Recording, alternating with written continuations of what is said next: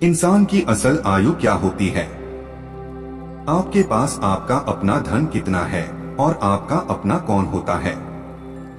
आज की कहानी के माध्यम से हम जानेंगे इन तीनों प्रश्नों का जवाब। नमस्कार मित्रों, बुद्ध भाव चैनल पर आपका स्वागत है। इससे पहले कि आप इस कहानी में खो जाएं, आपसे निवेदन है कि चैनल को सब्सक्राइब कर दीजिए और वीडियो अच्छी लगे तो वीडियो को लाइक जरूर कर दीजिएगा। चलिए शुरू करते हैं आज की प्रस्तुति। एक सेठ जो कि नगर का सबसे धनी आदमी था, वह बड़ी ही धार्मिक प्रवृत्ति वाला व्यक्ति था। सेठ के पास भरपूर धन संपत्ति थी, किसी चीज की कोई कमी नहीं थी। बहुत ही सुखद जीवन अपने परिवार के साथ जी रहा था। सेठ और उसकी पत्नी शुरू से ही असहाय लोगों की मदद करते थे, उन्हें भोजन कराया करते थे। ऐसा कर उन्हें बहुत ही ज्यादा सुख की अनुभूति होती थी। वहीं वो दोनों साधु महात्माओं को बहुत मानते थे, उन पर उनका बड़ा विश्वास था। उनके नगर में जब भी कोई साधु महात्मा आते थे तो सेठ और उसकी पत्नी उनसे मिलने, उनके उपदेशों को सुनने जरूर जाया करते थे और उन्हें स्वयं के घर ले आकर उनका आदर सत्कार भी किया करते थे। इसी तरह एक भिक्षु उनके घर पर भिक्षाटन करने आता है और अपनी भिक्षा पात्र आगे करके भिक्षा मांगता है। सन्यासी को देख सेठ उसे अपने घर आने के लिए आग्रह करता है। सन्यासी भीतर आ जाता है। सेठ और उसकी पत्नी उनकी आवभगत में लग जाते हैं। सेठ भिक्षु को तुरंत उसके बैठने के लिए देख तख्त पर चादर बिछा देता है और भिक्षु के हाथ पैर धुलवाकर उन्हें विश्राम हेतु कहते हैं और स्वयं उसके भोजन की तैयारी में लग जाते हैं। तभी सेठ की पत्नी कुछ सामान लेने के लिए कहती है। सेठ बाहर चला जाता है तथा उसकी पत्नी भोजन बनाने में लग जाती है। कुछ देर बाद जब सेठ की पत्नी आकर सन्यासी को भोजन परोसने लगती है, भिक्षु भोजन ग्रहण करने लगता है। भिक्षु सेठ के घर के माहौल, शांत वातावरण और उसके घर का स्नेह देखकर उसकी पत्नी से बड़ी ही विनम्रता से पूछता है कि माता, आपके परिवार में कौन कौन है? तब सेठ की पत्नी कहती है, मैं, मेरे पति और मेरे 3 बेटे। भिक्षु आगे कहते हैं कि तुम्हारे पति क्या करते हैं, कितना कमा लेते हैं? यह सुन सेठ की पत्नी कहती है कि हमारे पास धन की कोई कमी नहीं, हमारे पास तो अपार धन संपत्ति है।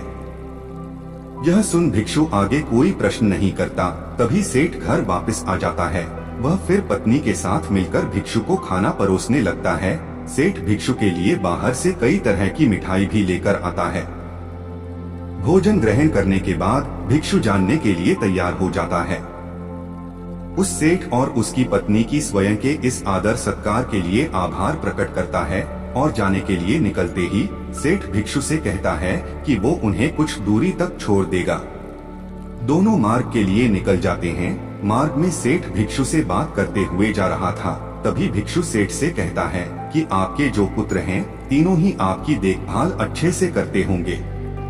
यह सुन सेठ कहता है, नहीं मुनिवर, मेरी केवल एक ही संतान है। यह सुन भिक्षु सोचने लग जाते हैं कि यह क्या कह रहा है, कि पत्नी ने कुछ कहा था, सेठ कुछ और कह रहा है। भिक्षु सेठ से कहता है कि आपके पास तो इतना धन है, आप इतने धनी हैं, सुख से होंगे। भिक्षु जानकर बूझकर सेठ का उत्तर जानने के लिए यह बात करता है। तभी सेठ उत्तर देता है कि नहीं, मैं कोई धनी नहीं, मैं तो केवल 20,000 रुपए का ही मालिक हूँ। यह सुन भिक्षु को अब लगता है कि शायद सेठ या फिर उसकी पत्नी कोई एक तो झूठ कह रहा है। भिक्षु सेठ से पूछता है कि आपकी आयु क्या है? सेठ कहता है कि मैं 50 वर्ष का हूँ। यह सुन भिक्षु को लगता है कि यह तो सेठ एक वृद्ध है, इसकी आयु 70 से कम नहीं है, लेकिन यह हर बार गलत उत्तर क्यों दे रहा है, झूठ क्यों बोल रहा है? यही सोच भिक्षु अब सेठ से कहता है कि आप इतने धार्मिक होकर भी झूठ बोलते हैं, असत्य का सहारा लेते हैं। आपको देखकर ऐसा लगता तो नहीं? यह सुन सेठ हैरानी से कहता है कि क्षमा कीजिए महात्मन, मैंने ऐसा कुछ भी नहीं कहा।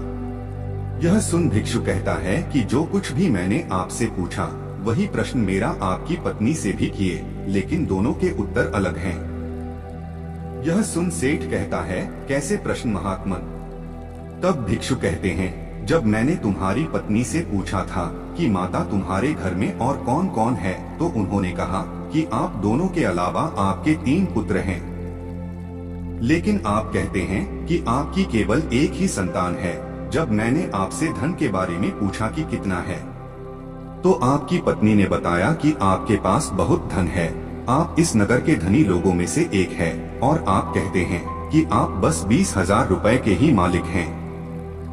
अभी मैंने जब आपकी आयु पूछी तो आप 50 वर्ष बता रहे हैं, जबकि देखने में आप 70 से अधिक के लगते हैं, अर्थात आपने झूठ कहा।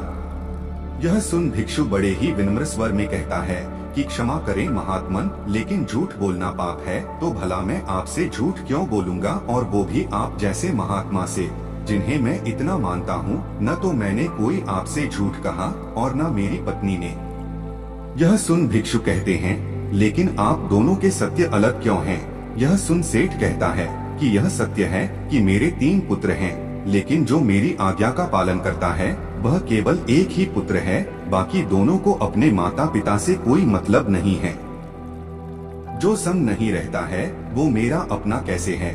इसलिए मेरे लिए मेरी एक ही संतान है। दूसरे प्रश्न के अनुसार रही धन की बात, तो महात्मन मेरे लिए मेरा वही धन अपना है जो मैं स्वयं के जीवन में उपयोग करता हूँ, और वह इतना ही है जितना मैंने बताया। बाकी सब जो है वो मेरा नहीं है। उसमें से कुछ मैं असहाय लोगों की, कुछ जरूरतमंदों की मदद कर देता हूँ। बाकी जो कुछ मेरी इस देह को त्यागने के बाद बचेगा वो मेरे सभी संगे संबंधी ले जाएंगे, तो उस पर मेरा कैसा अधिकार? और अब बात करें अंतिम प्रश्न की, तो मैंने अपने 50 वर्ष की आयु तक महात्माओं की शरण में जाकर शिक्षा ली है और जीवन के सही मूल्य को समझना सीखा है, उनकी सेवा की है, और उस पर ही मैं इस सच से जुड़ गया। यही कारण है कि मैंने आपको अपनी आयु 50 वर्ष बताई है। अब आप ही बताएं, क्या इसमें मैंने कुछ झूठ कहा क्या?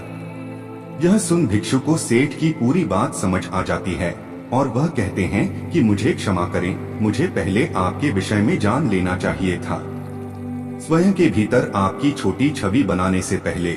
और तब भिक्षु सेठ की बात का मान रखते हुए आगे बढ़ जाता है और सेठ पुनः अपने घर को लौट जाता है। आठ किसी के प्रति अपना नजरिया बनाने से पहले, प्रतिक्रिया देने से पहले सामने वाले की बातों को भी पूरा सुन लेना चाहिए। इस तरह से सेठ ने जीवन के 3 सत्यों से भिक्षु को परिचित कराया, जिनमें इंसान की असल आयु क्या होती है, आपके पास आपका धन कितना है और आपका अपना कौन होता है। आज की कहानी से आपको क्या शिक्षा मिली, एक बार कमेंट में जरूर लिखें। और अगर आप भी बुद्ध के विश्वासी हैं तो चैनल को सब्सक्राइब कर लीजिए। मिलते हैं फिर से बुद्ध भाव की नई प्रस्तुति के साथ। तब तक के लिए नमस्कार।